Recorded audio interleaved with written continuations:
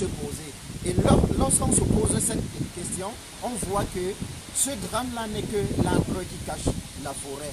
Et nous devons aujourd'hui sortir, mettre en place cette forêt-là pour que les gens, les Camerounais et les Camerounaises comprennent de quel côté il faut avoir la compassion. Vous nous parlez de paix au Cameroun. Vous dites que l'image du Cameroun n'est pas celle qu'on aimerait, que vous aimeriez qu'on vende. Parlons-en, parlons de l'image du Cameroun. Voilà une énième interpellation de la honte.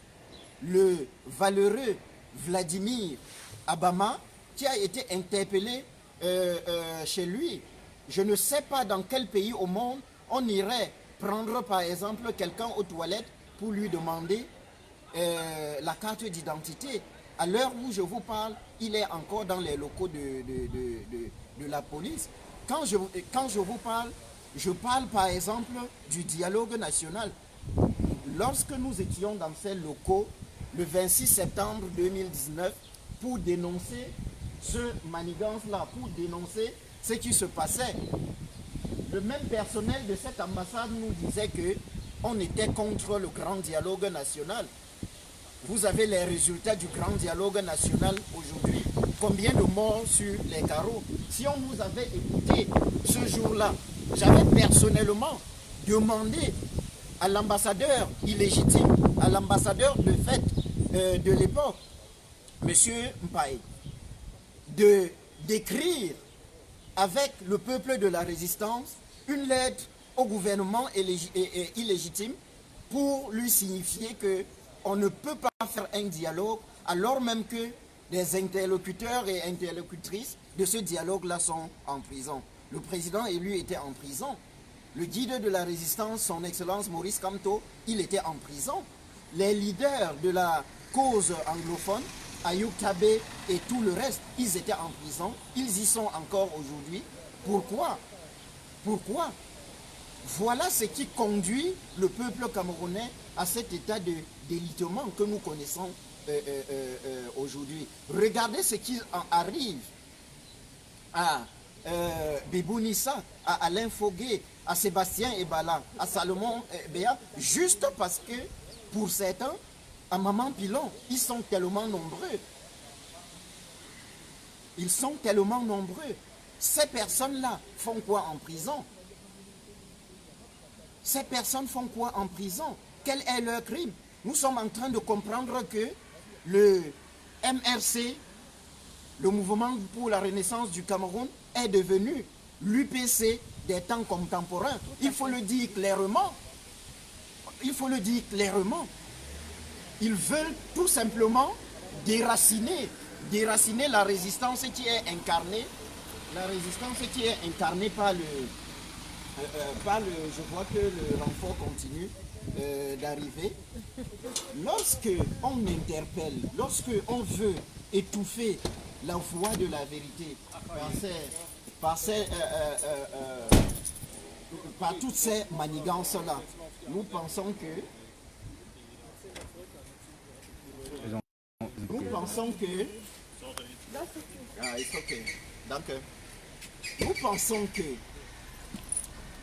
c'est tout le monde est en train de voir ce qui se passe au Cameroun. Et vous ne pouvez pas, je le dis encore,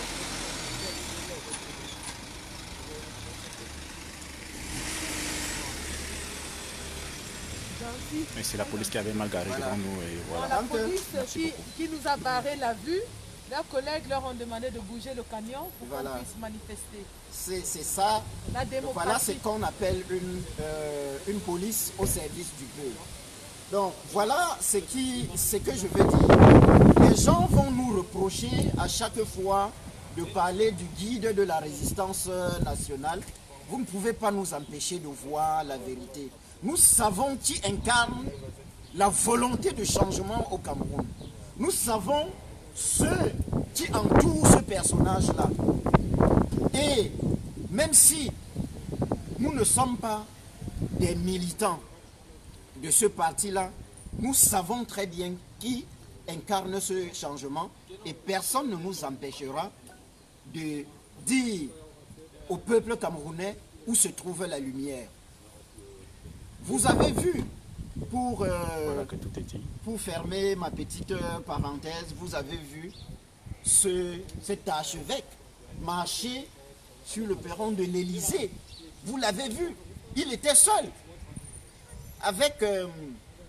Nous avons souvent, comme nous le sommes aujourd'hui, nous ne sommes que trois, mais nous savons pourquoi. Nous sommes trois, mais nous savons que vous êtes des milliers et des milliers qui vous inscrivez dans la logique de ce que nous faisons. Mais il faudrait qu'on sorte de cette logique-là. Il faudrait qu'à un moment donné, qu'on se rende compte qu'on est des humains et qu'un humain sans dignité n'en est pas un.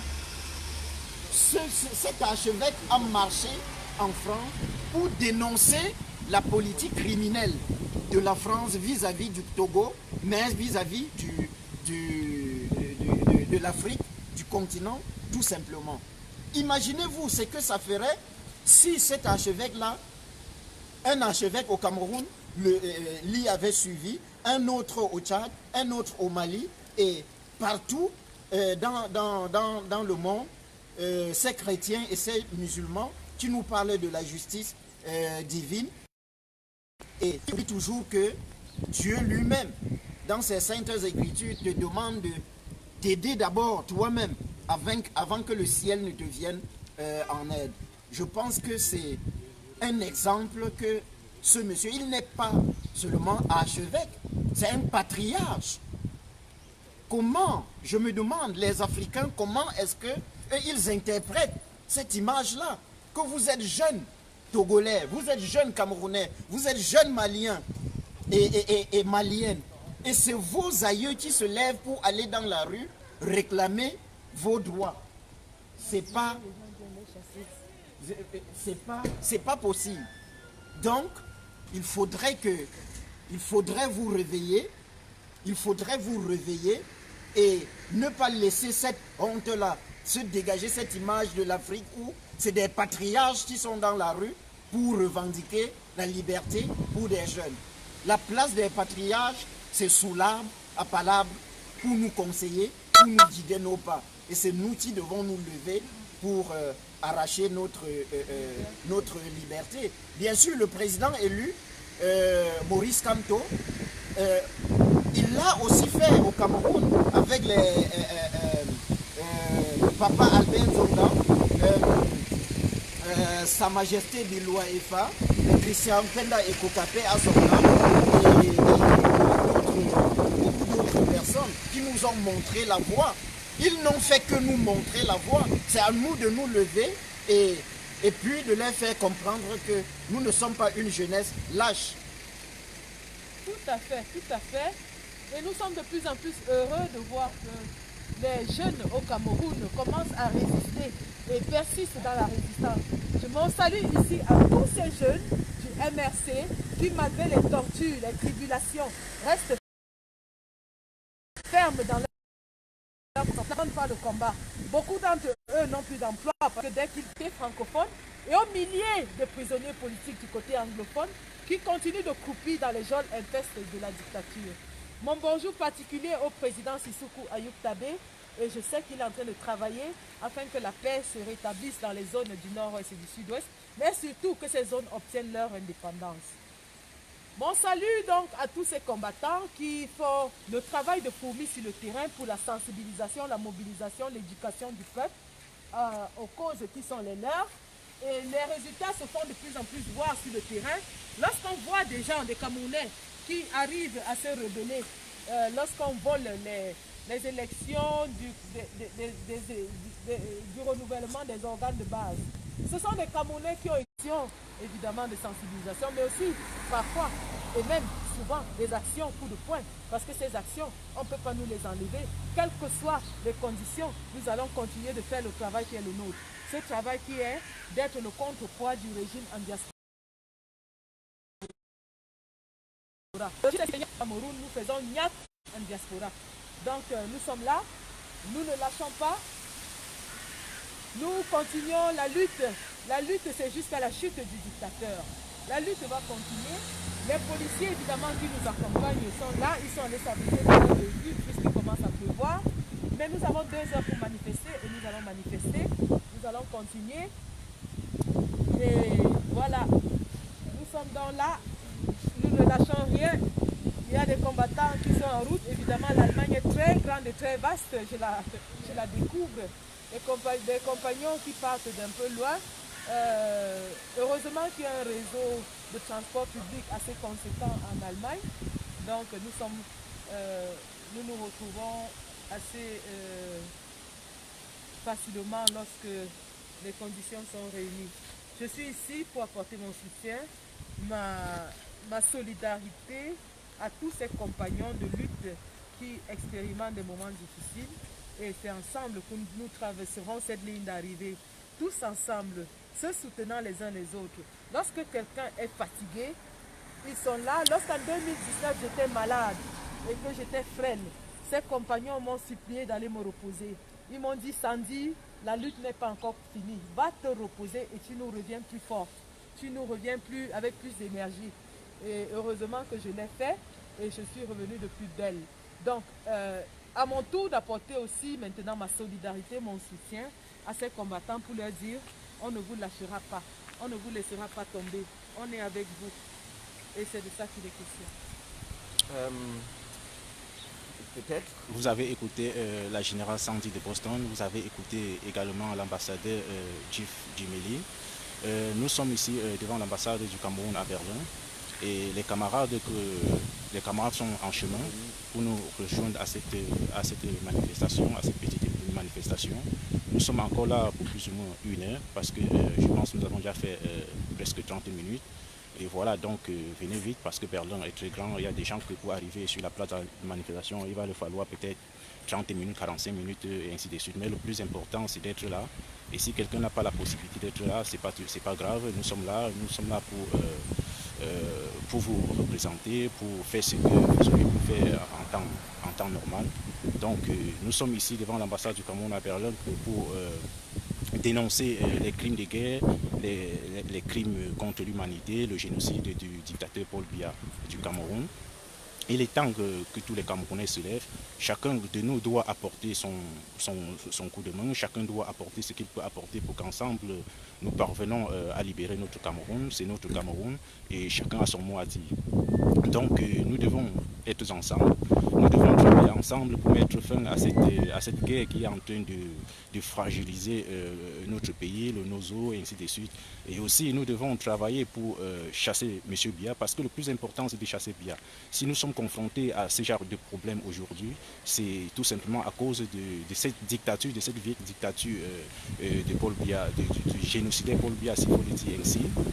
Et donc l'unique solution aujourd'hui c'est de mettre le dictateur hors d'état de nuit et c'est ce que je l'ai toujours dit.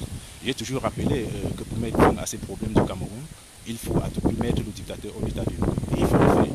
Donc imaginez-vous qu'on se lève un matin et on dit que le génocidaire il n'est plus au pouvoir. Qu'est-ce qui va se passer? Le Cameroun va retrouver automatiquement la paix. Donc travaillons, faisons ce que nous avons à faire parce que c'est une dictature. Là où ils sont pas prêts à lâcher quoi que ce soit. Ils sont prêts à mourir au pouvoir pour leurs intérêts égoïstes. Depuis que les enfants, les femmes, les hommes sont en train de tomber au Nozo, qu'est-ce qu'ils disent? On n'entend rien de la part de ces criminels de Yaoundé.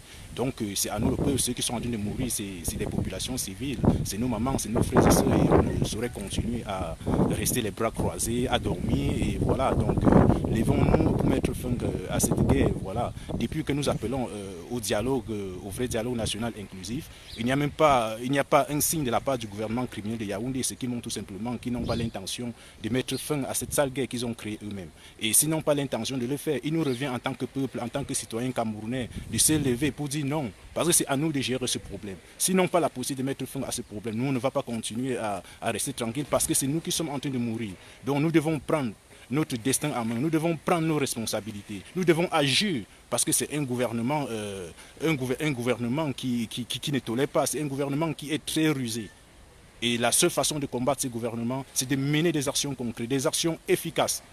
Et c'est comme cela que le peuple camerounais doit désormais faire. Il faut que nous nous mobilisons, il faut que nous nous levons pour chasser ces vieux criminels de Yaoundé, ces vieux dictateurs qui sont au pouvoir depuis 40 ans et qui n'entendent même pas bouger de là, alors que les gens sont en train de mourir, alors que les enfants sont en train d'être décapités. Et voilà, donc il faut que ça s'arrête.